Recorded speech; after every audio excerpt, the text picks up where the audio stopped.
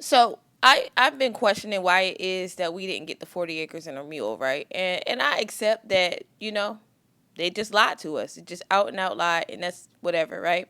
But what I don't understand is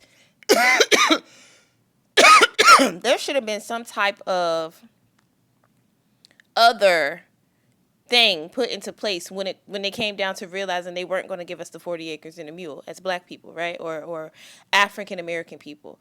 What I believe should have happened is we should have been able to go to school to get our associates and our bachelor's degree, right?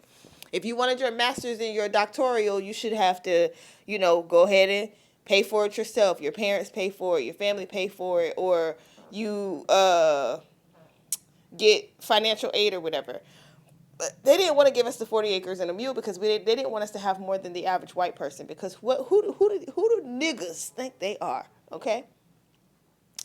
So then they didn't want to give us the education because that is the mark of an abuser. An abuser does everything that they can to make sure that you are unaware of what it is that's going on. If they educate you, then you now have the knowledge. And then you may use that knowledge against them. Really and truly, you're not using it against them. You're using it for survival. But the way they see it is you're going to use it against them because they've used knowledge against you.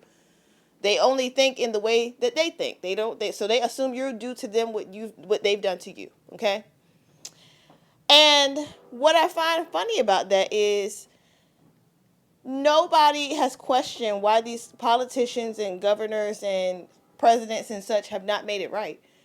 We just keep on going on and on and on, and then they get on the internet and they get on the TV and they get in the magazines and the newspapers and whatever other outlets they choose to get on, and they talk about all these wonderful things they want to do to quote unquote make America great again. And I'm not just talking about our current president.